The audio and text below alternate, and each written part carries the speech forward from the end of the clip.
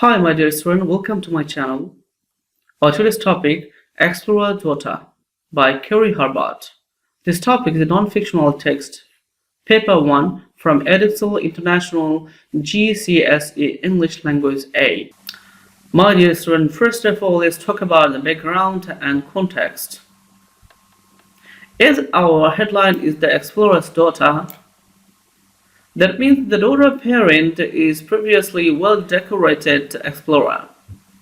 The first line says the same. KARI Herbert's father was a polar explorer. Here, polar explorer, that means the coldest region indicating. She lived as a child with her family in the northeast Greenland in the Arctic. So Arctic is a region, part of the world in the world map, where temperature is minus 40 to 70 degrees. That means harsh environment. She was so fascinated by the place that she returned later. That means previously she lived there. She spent her childhood, part of childhood, in that place. And when she is in an adult age, she came back again to write. The book from which the extract is taken is partly a memoir. Memoir is a part of biography writing and someone's past experience, and partly a travel book. So we came to know this is a traveler. Giving the reader information about this strange and beautiful place. It's strange. That means the place is significant, beautiful. Its people and its animals.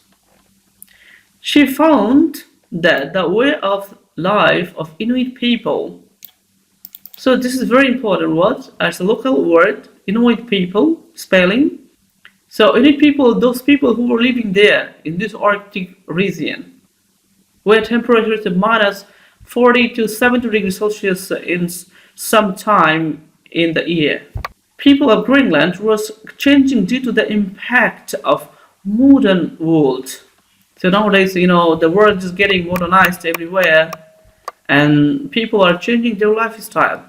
However, they still retain aspects of their traditional way of life. So the people were called Inuit people and they were still following their traditional way of life, such as hunting for food and driving teams of dogs. A major part of the extract is an account of hunting narwhal. And the people who hunt narwhal are called Inuit people. Hunting is a very emotive issue and many conservationists argue that whales should be protected. So many conservationists, they of course support the nature. People who are talking about nature. And they love to protect the nature. In that case, narwhal should not be killed. This is the statement. KARI Herbert's feelings on his topic are divided. So here is the thought and feelings of KARI Herbert. She sympathizes both the narwhal and the hunters. So this is the important. This is the conflicts in mind she sympathizes. So sympathizes both for narwhal and the hunter, who face incredible dangers. That means here also she is supporting the hunters as well as the narwhal. They hunt in kayaks in water so cold that they would die quickly if their kayak overturned. So kayak is a kind of boat of single man flying or floating on the water, and it's not making any sound. It's very small, not adequate for one more people. See, here is the narwhal, a group. 2 hours after the last of the hunters had returned and eaten. So the hunters actually took a break of 2 hours, and now the 2 hours is over, and narwhal were spotted again. So now it is time for action, for hunting. And narwhal is spotted again. So here is spotted marked. So narwhals are seen again. This time very close. That means, this time There is a possibility. And in this line, this is kind of imagery. You see the narwhal, and this time is very close, so it makes a tension. Within an hour, even those of us on show could, with the naked eye, see the plums of spray. So it is spreading plums of spray from the narwhal catching the light in a spectral play of color. So within an hour, that means the hunters now in a position to, and those who are standing at the shore, so they're watching their naked eye, and they're enjoying the plums of spray from the narwhal catching. So this is the movement of narwhal while coming, and there is spreading water or spreading like a feather, colorful feather, catching the light in the spectral play of color. So the light, pointing from the shore, the light is spectral play. So spectral is kind of supernatural spirit. So in a supernatural spirit type play, it's a kind of ghostly play like that. So this is an imagery. Two large spots of narwhal circled in the field. So here's information. Two large spots. The word spots means in a group. Two groups of narwhal circled. They're circling, the surrounding, just in the field. Field. It's very important keyword. A long, narrow, deep inlet of the sea. So that means a narrow way in the sea. Often looking as if they were going to merge. See, the merge is a civil kind of action. This is a joint force. So they are moving like the way they are marching. See, this line personified. It's a personification.